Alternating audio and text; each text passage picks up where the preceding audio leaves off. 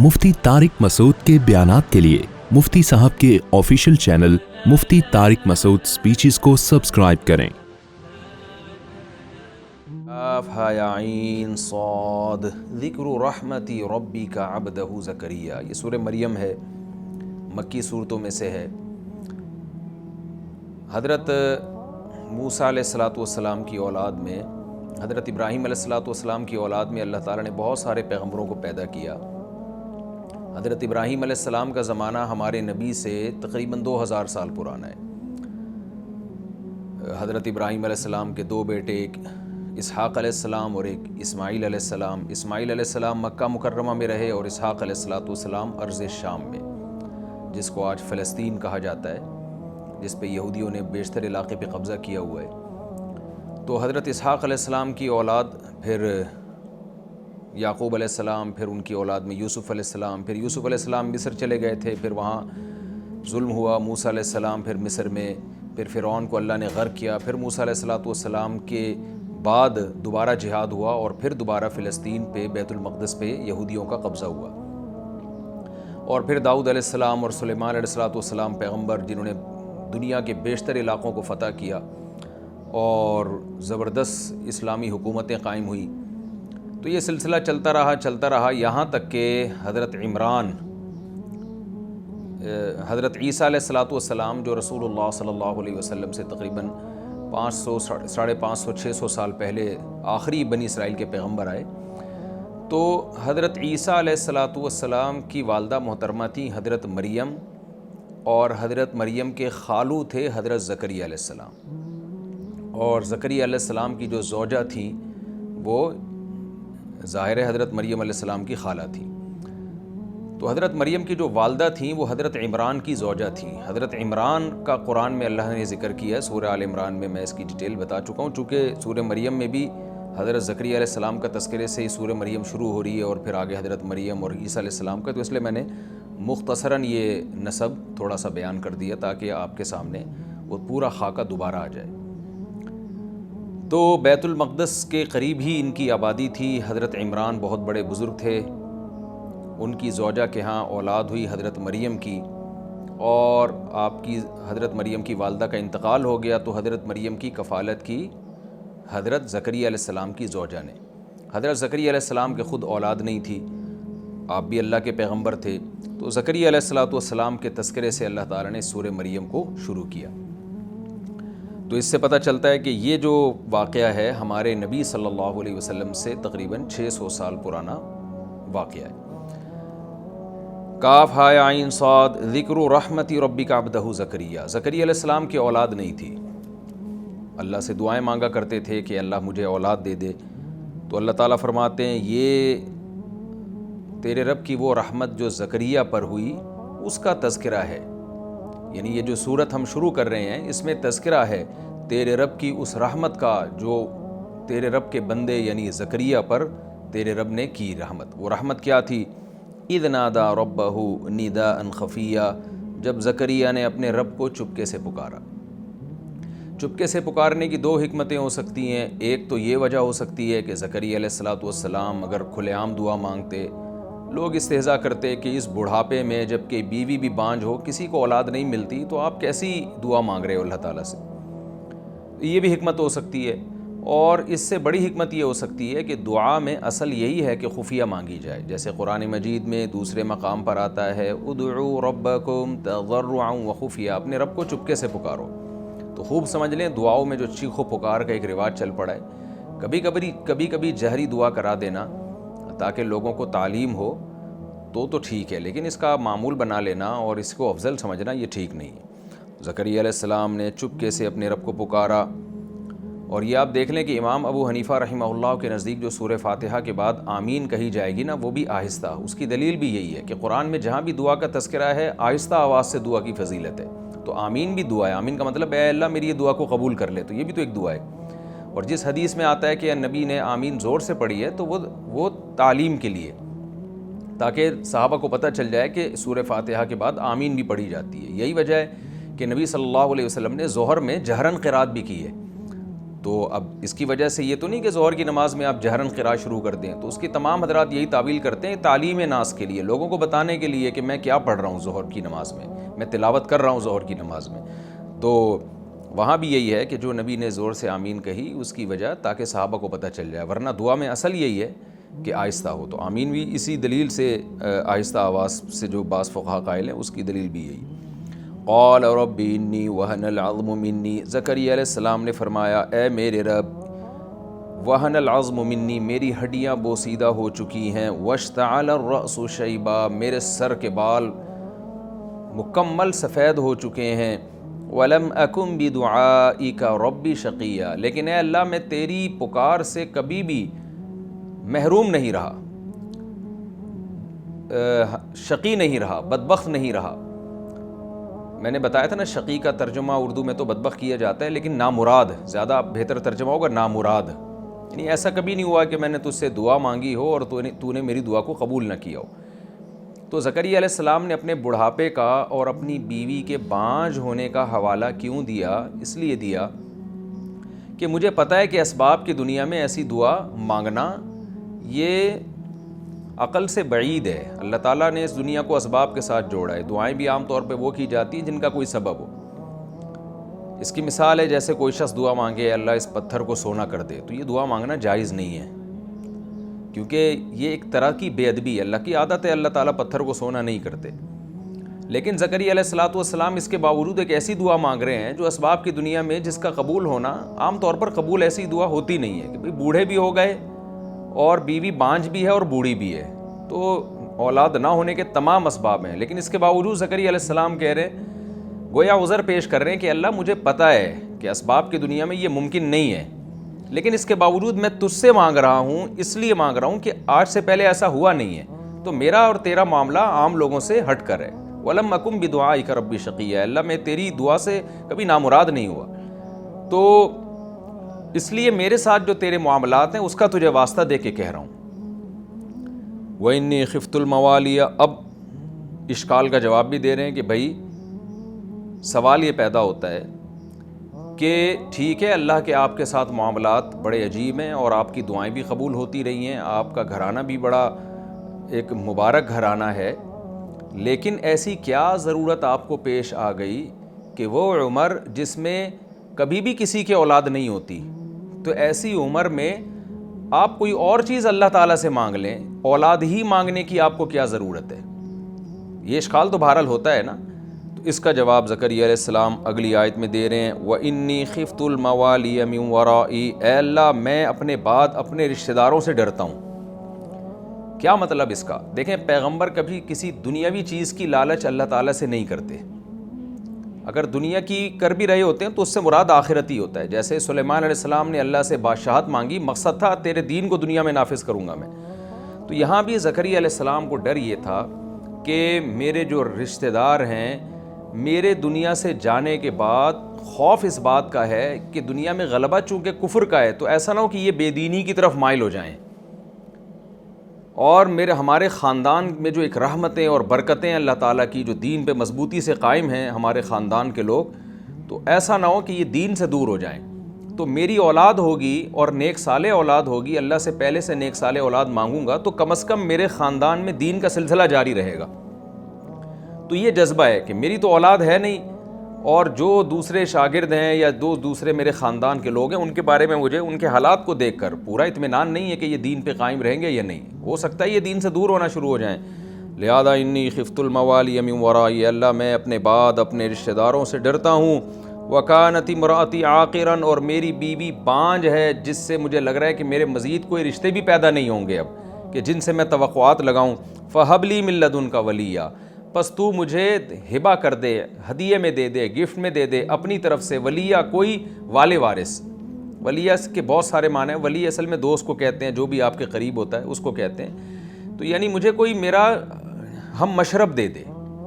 دوست آپ کے نظریے پر ہوتا ہے نا، آپ کی سوچ دوست کی سوچ ایک ہی ہوتی ہے، تو ولیہ کا یہاں مطلب کیا ہو گیا کہ جو جیسا دیندار میں ہوں اور جس مذہب پہ میں چل رہا ہوں، جس مشرب جو میرا مشرب ہے، تو اللہ مجھے اسی جنس کا مجھے اولاد چاہیے، اسی طرح کی مجھے اولاد چاہیے۔ اور وہ اولاد کیا کرے گی؟ یریثونی، جو میری والے وارث ہوگی علم دین میں۔ پیسوں کی وراثت یہاں قطعاً مراد نہیں ہے، اس پہ پوری امت کا اجماع ہے کہ پیغمبروں کا ظرف اتنا چھوٹا نہیں ہوتا کہ ان کو یہ ڈر ہوتا ہے کہ بھئی میری جو اتنی جائیدادیں ہیں تو اگر میری اولاد نہ ہوئی تو میری رشتہ دار ساری جائیدادیں کھا جائیں گے۔ جیسے بڑے بڑے وڈیروں میں دیکھا ہے کہ وہ اس لیے بھی اولاد کی ان کو طلب ہوتی ہے کہ ہماری کروڑوں کی جائیدادوں کا والے وارث اگر ہماری اولاد نہ ہوئی تو بھائی بہنوں میں جائیدادیں تقسیم ہو جائیں گی، تو اس لیے وہ اولاد چاہ رہے ہوتے ہیں۔ تو یہاں قطعاً وہ مراد نہیں ہے۔ اس کی وجہ یہ ہے کہ ایک تو پیغمبروں کے حالات سے، ان کے قرآن میں جو واقعات ہیں ان سے پتہ چلتا ہے کہ ان کو اس سے کوئی غرض ہی نہیں ہوتی۔ دوسری بات، صحیح حدیث میں یہ مضمون ہے، نحن معشر الانبیاء لا نورث درہما ولا دینار، کہ ہم جو پیغمبروں کی جماعت ہے وہ درہم اور دینار یعنی دولت کا کسی کو وارث بناتے ہی نہیں ہیں، ہم صرف علم کا وارث بناتے ہیں۔ تو اسی وجہ سے پیغمبروں کی جو اگر کچھ مال چھوڑ کے بھی دنیا سے جائیں تو وہ بطور وراثت تقسیم نہیں ہوتا۔ اللہ نے پیغمبروں کو اس معاملے میں دوسرے امتیوں سے بالکل ممتاز رکھا ہے۔ جائیداد اور وراثت امتیوں کی تقسیم ہوتی ہے، باپ کا اتنا حصہ، ماں کا اتنا حصہ، بیوہ کا اتنا حصہ، اولاد کا اتنا حصہ، لیکن پیغمبروں کی وراثت کبھی بھی تقسیم نہیں ہوتی، وہ ساری کے ساری بیت المال میں جاتی ہے، غرباء اور مساکین میں تقسیم ہوتی ہے، جو بھی انسانی کی خیر خواہی کے کام ہیں ان میں تقسیم ہوتی ہے۔ تو اس لیے یہاں پر پوری امت کا اجماع ہے کہ یہاں زکریا علیہ السلام کے وراثت سے مراد ہے جو میرا وارث بنے علم میں، دین میں۔ تو جو علم تو نے مجھے حلال و حرام کا دیا ہے اور جو تقویٰ تو نے مجھے دیا ہے، اے اللہ میں چاہتا ہوں میرا وارث کوئی پیدا ہو، یہ تقویٰ اور یہ علم وہاں ٹرانسفر ہو۔ یریثونی ویرث من آل یعقوب، اور آل یعقوب کا بھی وارث ہو۔ تو نے ابراہیم علیہ السلام سے وعدے کیے تھے کہ ان کی اولاد میں تو دین کو جاری کرے گا۔ یعقوب علیہ السلام کی اولاد میں دین جاری ہوا، اسحاق علیہ السلام کے بیٹے یعقوب، ان کی اولاد میں دین جاری ہوتے ہوتے ہوتے ہوتے یہ سلسلہ مجھ تک پہنچا ہے۔ اب میرے اولاد نہیں ہے تو میرا تو سلسلہ رک گیا یہاں پہ۔ تو جو ابراہیم علیہ السلام سے تو نے وعدے کیے تھے تو میں چاہتا ہوں کہ وہ میری اولاد سے بھی ہوں، اس لیے بھی مجھے اولاد چاہیے۔ وَجْعَلْهُ رَبِّي رَضِيًّا، اور اے اللہ تو، اے میرے رب تو اس کو بنا دے رضیہ، یعنی مرضیہ، مرضیہ کا مطلب پسندیدہ بنا دے اپنی نظر میں، کیونکہ میرا مقصد اولاد سے صرف دل بہلانا نہیں ہے، میرا مقصد اولاد سے کاروبار کو سنبھالنا نہیں ہے، تو میرا مقصد اولاد سے یہ کہ علم کا وارث بنے، تو وہ جب ہی بنے گا جب وہ تیری مرضی کے مطابق ہوگا، یعنی دین پہ چلنے والا ہوگا، نیک اور صالح ہوگا۔ تو اولاد بھی چاہیے اور نیک اور صالح اولاد بھی چاہیے۔ یا زکریا انا نبشرک بغلام، زکریا علیہ السلام کی دعا اللہ نے قبول کی۔ قرآن میں ہے نا سورہ آل عمران میں کہ محراب میں زکریا علیہ السلام کو ندا کی گئی فرشتوں کی طرف سے، کیا دعا کی قبول کی گئی؟ انا نبشرک بغلام، اے زکریا ہم تجھے خوشخبری دیتے ہیں بغلام، ایک لڑکے کی، اسمہ یحییٰ، جس کا نام یحییٰ ہوگا۔ اللہ نے براہ راست نہیں بلکہ یہ جبریل کے ذریعے بشارت دی تھی، تو ظاہر ہے جبریل جب پیغام لے کر آتے ہیں تو وہ اللہ ہی کی طرف سے ہوتا ہے، اس لیے اللہ نے اپنی طرف نسبت کر دی کہ ہم نے کہا زکریا سے لم نجعل لہ من قبل سمیہ، اور ایسا مبارک بچہ ہے کہ اے زکریا ہم نے اس سے پہلے ان صفات کا کوئی بچہ پیدا نہیں کیا۔ میں نے بتایا تھا نا کہ ترجمے میں کہ اس کی دو تفسیریں، ایک تو یہ کہ اس نام کا کوئی نہیں، لیکن زیادہ راجح قول یہ کہ ان صفات کا کوئی بچہ پیدا نہیں ہوا۔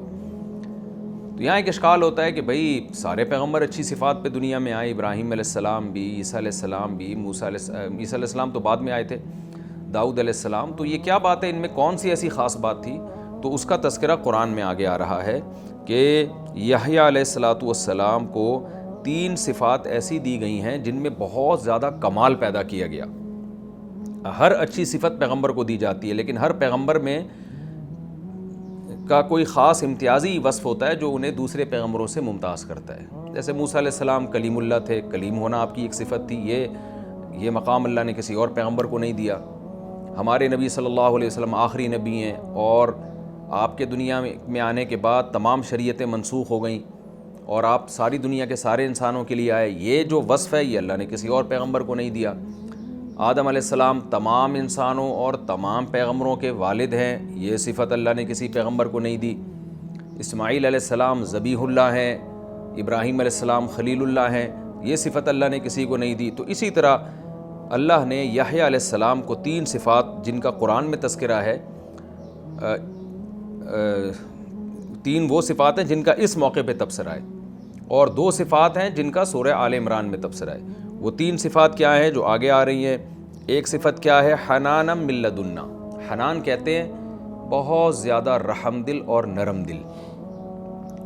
تو حضرت یحییٰ علیہ الصلاۃ والسلام ایک ایسے بچے تھے کہ بہت زیادہ اللہ نے آپ کی طبیعت میں نرم دلی رکھی تھی. نرم دل کیا ہوتا ہے؟ کسی کی تھوڑی سی مصیبت کو دیکھ کے اس پہ ترس آ جانا، رحم آ جانا. اللہ کی بھی ایک صفت ہے نا، رؤوف، رأفت والا. تو مظلوم پہ بہت زیادہ جذبہ پیدا ہو جانا. اور زکوٰۃ کا مطلب پاکیزہ. پاکیزہ کیا مطلب؟ اخلاق کے لحاظ سے انتہائی پاکیزہ، ذرہ برابر حسد کا شائبہ بھی نہیں، کسی سے بغض کا شائبہ بھی نہیں، کینہ، تکبر، یہ جو باطنی صفات برائیاں ہوتی ہیں ان سے بالکل پاک، اور اخلاق حمیدہ میں کمال درجے تک پہنچے ہوئے. یہ مطلب ہے زکوٰۃ کا، یعنی بہت زیادہ پاکیزہ طبیعت کے. وَكَانَ تَقِيًّا، اور تھے پرہیزگار. یعنی دو صفات جو تھیں ان کا تعلق ہے دل سے، حنان اور زکوٰۃ کا. اور تقیہ کا تعلق ہے عمل سے، عمل میں بھی بہت زیادہ پرہیزگار، یعنی شبہات سے بھی بچنے والے. ایک ہوتا ہے نا یعنی تقوی کے اعلیٰ مقام پہ ذرا سا پتہ چل جائے کہ اس عمل میں اللہ کی ناراضی تو دور کی بات، اللہ کی ناراضی کا شائبہ بھی ہے، اس عمل سے بھی دور رہنے والے. یہ عملی آپ کے اندر یہ ایک صفت تھی. اور سورہ آل عمران میں کیا ہے؟ سیدن و حصوراً، کہ سید بھی تھے، حصور بھی. کیا مطلب؟ سردار.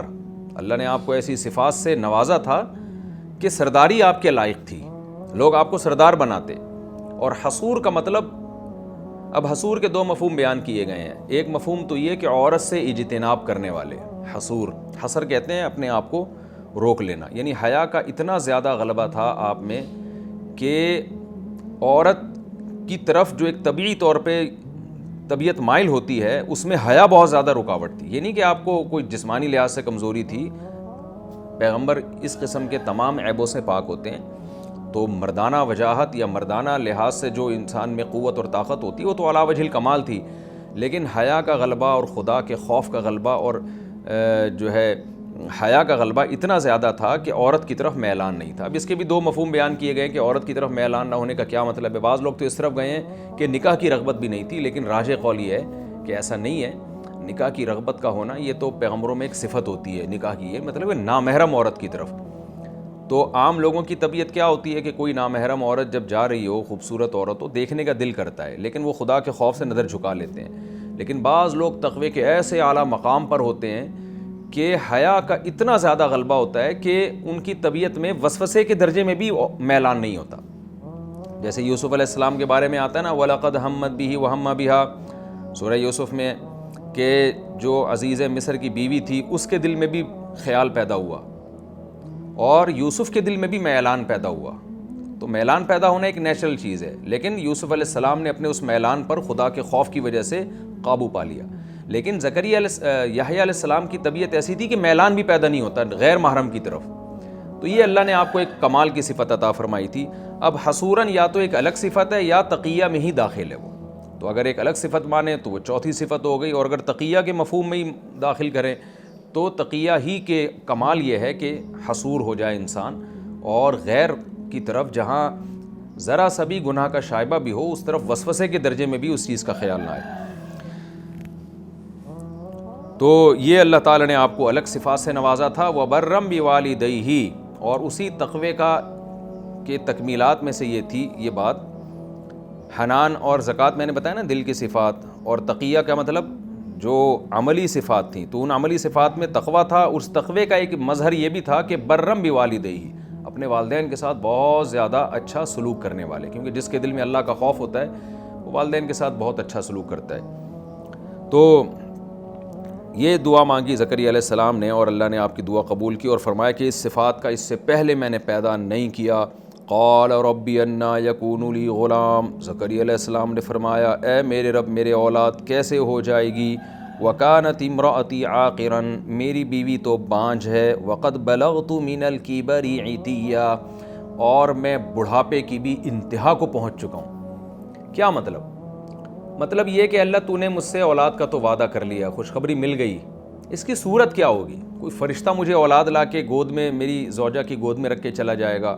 کیونکہ اس بڑھاپے میں حمل تو ٹھہرتا نہیں ہے، نہ میرے اندر زوجہ سے مقاربت کی قوت اور طاقت ہے، اور نہ میری زوجہ کو، جو ایک جوان عورت کو حیض آتا ہے، مینسز آتے ہیں، وہ بھی نہیں آتے، تو اس میں تو اولاد کا امکان اسباب کی دنیا میں ختم ہو گیا. اب تو نے جو وعدہ کیا ہے تو اس کی صورت کیا بنے گی؟ یہ حضرت زکریا علیہ السلام کو اولاد کا شوق اتنا تھا نا کہ جب کوئی آپ سے وعدہ کر لے، یعنی ایک اشکال ہوتا ہے نا کہ بھئی جب اللہ نے وعدہ کر لیا آپ کو اولاد مل جائے گی، تو زکریا علیہ السلام کو تسلی ہو جانی چاہیے تھی، بیٹھ جاتے بس، جیسے اللہ دینا چاہے گا دے دے گا. پھر اللہ سے سوال کیوں پوچھ رہے ہیں کہ کیسے ہوگی؟ اس کا جواب یہی ہے کہ جب کسی چیز کا بہت زیادہ شوق ہوتا ہے انسان کو اور خوشخبری ملتی ہے، تو یہ اس کے دل میں یہ خیال آنا کہ اللہ اس کی کیا صورت ہوگی، یہ کیسے ہوگا، یہ نیچرل ہے. اور پیغمبروں کا اللہ سے تعلق ہے، لہذا زکریا علیہ السلام نے اللہ سے پوچھا ہے اللہ انا یکون لی غلام، میرے اولاد ہوگی کیسے؟ وکانت امراتی عاقراً، بیوی بانجھ بھی ہے اور میں بھی بڑھاپے کی انتہا کو پہنچ گیا، اب کوئی فرشتہ لا کے ہمیں بچہ دے گا، پکڑائے گا، یہ کیا صورت بنے گی؟ تو قال کذالک، اللہ نے فرمایا کذالک، اسی طرح ہوگا، تجھے اولاد ملے گی. کیسے ملے گی؟ یہ میرا، یہ یعنی اس میں اللہ نے اشارہ کر دیا کہ جیسے اولاد سب کے ہوتی ہے ایسے ہی تجھے ہوگی. یعنی تو جو یہ کہہ رہا ہے کہ میں بوڑھا ہو گیا، بیوی بانجھ ہو گئی، اس کی اللہ کی نظر میں کوئی حیثیت نہیں ہے. ایسے ہی اولاد ہوگی جیسے نیچرل طریقہ اولاد کے پیدا ہونے کا ہے. کیوں؟ وقد بلغت هو علی ہین وقد خلقتک من قبل ولم تک شیئا، کہ یہ کام مجھ پر بہت آسان ہے. یعنی تو یہ اشکال کر رہا ہے کہ میں بوڑھا اور بیوی بانجھ، تو یہ تیرے لیے عجیب بات ہے، میرے لیے عجیب بات نہیں ہے. ہوا علی ہین، یہ سب کام مجھ پر بہت آسان ہے کہ عورت بانجھ ہو اور شوہر بوڑھا ہو پھر بھی میں اولاد دے سکتا ہوں. اور اس کی دلیل کیا ہے؟ وقد خلقتک من قبل، اے زکریا اس سے پہلے میں نے تجھے بھی تو پیدا کیا ہے، ولم تک شیئا، اور تو کچھ بھی نہیں تھا، پانی کا ایک قطرہ تھا جس سے میں نے تجھے بنا لیا. تو جو پانی کے قطرے سے انسان بنا سکتا ہے وہ بڑھاپے میں اولاد نہیں دے سکتا. تو یہ کوئی اچھمبے کی بات نہیں ہے، کوئی آسمان سے فرشتہ نہیں آئے گا، ایسا ہی ہوگا جیسے سب کی اولاد ہوتی ہے. اب زکریا علیہ السلام پھر اللہ کے سامنے گڑ گڑانے لگے، کیونکہ اب زکریا علیہ السلام کو یقین ہو گیا بھائی بیوی کو حمل ٹھہرے گا اور اولاد ہوگی. رب اجعل لی آیا، اے اللہ کوئی علامت بتا دے، کیونکہ پہلے زمانے میں نہ الٹرا ساؤنڈ ہوا کرتا تھا اور نہ کوئی جو ہے وہ جدید آلات تھے جس سے حمل کا پتہ چلتا. 3 4 مہینے کے بعد جا کے جب بچے کا ایک پیٹ میں وزن ہوتا تو عورت کو احساس ہوتا. زکریا علیہ السلام اتنے خوش تھے اور اتنی اولاد کی طلب تھی آپ کو کہ گویا کہ مچلنے لگے. اب یہاں بھی ایک اشکال ہوتا ہے نا کہ جب اللہ نے کہہ دیا کہ بھئی بیوی کو حمل ہوگا، آپ کی اولاد ہوگی، تو آرام سے تسلی کر کے بیٹھ جاتے، لیکن نہیں ہے اللہ مجھے نشانی بتا دے. یہ انسان کی فطرت ہے اور یہ عبدیت کا تقاضا ہے. اللہ کے سامنے استغنا کرنا یہ عبدیت کے خلاف ہے. بڑوں کے سامنے استغنا کرنا یہ بھی ایک تکبر ہے. تو جب کوئی بڑا آپ کو گفٹ دے رہا ہو نا تو آپ کو چاہیے آپ خوشی کا اظہار کریں. آپ استغنا نہ کریں کہ اچھا ٹھیک ہے آپ نے وعدہ کیا تو ٹھیک ہے، مجھے پتہ ہے آپ وعدہ پورا کریں گے، تو جب آپ پورا کرنا ہو تو مجھے بتا دیجیے گا. نہ آپ جب عید کا دن ہوتا ہے اور بچے عیدی کے لیے مچلتے ہیں، بھاگتے ہیں آپ کے پیچھے، تو ماں باپ کو یہ عمل اچھا لگتا ہے بچوں کا. جب آپ کوئی گفٹ دیتے ہیں تو اچھا لگتا ہے ماں باپ کو کہ بچے اس پہ خوش ہو جائیں. تو اللہ تعالیٰ کو بھی یہ عمل اچھا لگتا ہے کہ میں جب کسی بندے کو نعمت دوں تو وہ خوشی کا اظہار کرے. تو زکریا علیہ السلام فوراً کہنے لگے رب اجعل لی آیا، اللہ کوئی علامت بتا دے مجھے، جب میری بیوی کو حمل ٹھہرے مجھے پتہ چل جائے تاکہ میری خوشی میں اور زیادہ اضافہ ہو. قال آیتک اللہ تکلم الناس، اللہ نے فرمایا اے زکریا تیری نشانی یہ ہے. دیکھیں اللہ کی جب رحمت ہوئی ہے تو پھر اللہ تعالیٰ بھی زکریا علیہ السلام کی ساری دعائیں قبول کرتے جا رہے ہیں. آیتک اللہ تکلم الناس، تیری نشانی یہ ہے کہ تو لوگوں سے کلام نہیں کر سکے گا. ثلاث لیال سویہ، مکمل 3 راتیں، یعنی آپ کی زبان بند ہو جائے گی، بولنے کی طاقت اللہ آپ سے چھین لے گا. تو جب بولنے کی طاقت اللہ چھین لے تو سمجھ لیں کہ آپ کی زوجہ کو حمل ٹھہر گیا ہے اور اللہ کی طرف سے خوشخبری آ گئی ہے. فخرج علی قومہ من المحراب، حضرت زکریا علیہ السلام مسجد اقصیٰ میں جہاں عبادت کیا کرتے تھے وہاں محراب سے نکلے. فاوحی الیہم، اور لوگوں کو اشارے سے کہنے لگے. کیا مطلب؟ اللہ نے آپ کی زبان بند کر دی اور آپ سمجھ گئے کہ اللہ کی طرف سے یہ خوشخبری آ گئی ہے. اور لوگوں سے کیا کہنے لگے؟ ان سبحوا بکرۃ وعشیہ، لوگوں اللہ کی پاکی بیان کرو صبح بھی اور شام بھی. انبیاء کی عادت ہوتی ہے، نیک لوگوں کی عادت ہوتی ہے، جب ان کو کوئی خوشی ملتی ہے تو وہ اللہ کو خود بھی بہت زیادہ یاد کرتے ہیں اور دوسروں کو بھی حکم دیتے ہیں کہ اللہ کو یاد کرو، اللہ کی حمد و ثنا کرو. جب مکہ فتح ہوا کتنی بڑی خوشخبری تھی، تو اللہ نے کیا فرمایا اپنے حبیب صلی اللہ علیہ وسلم سے، اذا جاء نصر اللہ والفتح ورأیت الناس يدخلون فی دین اللہ افواجا فسبح بحمد ربک واستغفر۔ اے نبی آپ اللہ کی حمد و ثنا کیجیے اور اس کی پاکی بیان کیجیے۔ تو جتنے بھی اہل اللہ ہیں ان کی ہمیشہ سے یہ سنت رہی ہے کہ جب بھی انہیں کوئی خوشی ملتی ہے خود بھی اللہ کی حمد و ثنا کرتے ہیں، لوگوں کو بھی۔ اور جو بے دین لوگ ہیں جب انہیں کوئی خوشی ملتی ہے وہ شراب و کباب کی طرف جاتے ہیں، وہ غیر سنجیدہ حرکتوں کی طرف جاتے ہیں۔ تو زکریا علیہ السلام نے اپنی قوم سے فرمایا، ان سبحوا بکرۃ وعشیا، لوگو اللہ کی پاکی بیان کرو صبح بھی اور شام بھی، یعنی کثرت سے اللہ کا ذکر کرو۔ یا یحییٰ خذ الکتاب بقوہ، حضرت زکریا کے اولاد ہوئی اور یحییٰ علیہ السلام شعور کی عمر کو پہنچے۔ 7 سال کا جو بچہ ہے نا، یہ وہ عمر ہوتی ہے جس میں اس میں کچھ سمجھنے کی صلاحیت پیدا ہو جاتی ہے۔ تو تھے بچے، مگر جب سن شعور کو پہنچے، کچھ نہ کچھ آپ میں شعور پیدا ہوا، تو اللہ نے یحییٰ علیہ السلام سے کیا فرمایا، خذ الکتاب بقوہ، اے یحییٰ اس کتاب کو جس کو تورات کہا جاتا ہے، جو اللہ نے موسیٰ پہ نازل کی، اس وقت تک انجیل نازل نہیں ہوئی تھی، اس کتاب کو قوت سے تھام لیں۔ آپ نے اس پر مضبوطی سے عمل کرنا ہے اس کتاب پہ۔ کیوں؟ آپ کے باپ کی آپ وصیت ہو، آپ کے باپ کو میں نے بطور تحفہ میں آپ کو دیا ہے، لہذا آپ نے تورات کو مضبوطی سے تھام لینا ہے۔ وَآتَيْنَاهُ الْحُكْمَ صَبِيًّا، اللہ کہتے ہیں ہم نے آپ کو بچپن میں ہی علم عطا کر دیا تھا، بلوغت سے پہلے ہی اللہ نے علم عطا کر دیا۔ بعض نے یہاں حکم سے مراد نبوت لی ہے، وہ بھی ایک مضبوط قول ہے۔ تو اس کا نتیجہ یہ نکلے گا کہ یحییٰ علیہ السلام کو بچپن میں ہی اللہ نے نبوت دے دی۔ عام طور پہ پیغمبروں کو نبوت 40 سال میں ملتی ہے، لیکن یحییٰ علیہ السلام کو بچپن میں۔ اور بعض مفسرین اس طرف گئے ہیں کہ یہاں نبوت مراد نہیں ہے بلکہ علم مراد ہے، سمجھ بوجھ مراد ہے۔ علم سے مراد بھی سمجھ بوجھ۔ بعض بچے بچپن میں بڑے سمجھدار ہوتے ہیں، ان میں حق اور باطل، صحیح اور غلط میں تمییز کی صلاحیت پیدا ہو جاتی ہے۔ آج بھی ایسے علماء کے واقعات ہیں کہ جب آپ ان کی سیرت پڑھیں تو پتہ چلتا ہے کہ بھئی ان میں بچپن سے ہی اللہ نے بہت زیادہ سمجھداری پیدا کی تھی۔ بچوں میں بھی آج بھی یہ دیکھنے میں فرق نظر آتا ہے، لیکن یحییٰ علیہ السلام کو اللہ نے خاص علم عطا کیا۔ وَحَنَانًا مِن لَدُنَّا، اللہ کہتے ہیں ہم نے اپنی طرف سے آپ میں رحم دلی پیدا کی۔ وَزَكَاةً، اور آپ کو بہت پاکیزہ بنایا، یعنی اخلاق کے اعتبار سے۔ وَكَانَ تَقِيًّا، اور بہت زیادہ اللہ سے ڈرنے والے، یعنی بچنے والے گناہوں سے، اللہ کے خوف سے، گناہوں سے بہت زیادہ بچنے والے تھے۔ وَبَرًّا بِوَالِدَيْهِ، اور آپ کی ایک صفت یہ بھی تھی کہ اپنے والدین کے ساتھ بہت اچھا سلوک کرنے والے۔ اللہ نے بطور گفٹ کے دیے نا، تو وہ اولاد جو ماں باپ کو ستانا شروع کر دے وہ تو عذاب بن جاتی ہے۔ تو باپ اور ماں کے ساتھ اچھا سلوک کرتے تھے۔ وَلَمْ يَكُنْ جَبَّارًا عَصِيًّا، سخت طبیعت کے اور نافرمان نہیں تھے۔ وَسَلَامٌ عَلَيْهِ، اور اللہ نے اس وقت یہ اعلان کر دیا کہ ان پر سلامتی ہو یوم وُلِدَ، جس دن یہ پیدا کیے گئے، یعنی ہر قسم کے شر سے اللہ ان کو محفوظ رکھے۔ وَيَوْمَ يَمُوتُ، اور جس دن ان کی موت واقع ہوگی اس دن بھی یہ شر سے محفوظ رہیں گے۔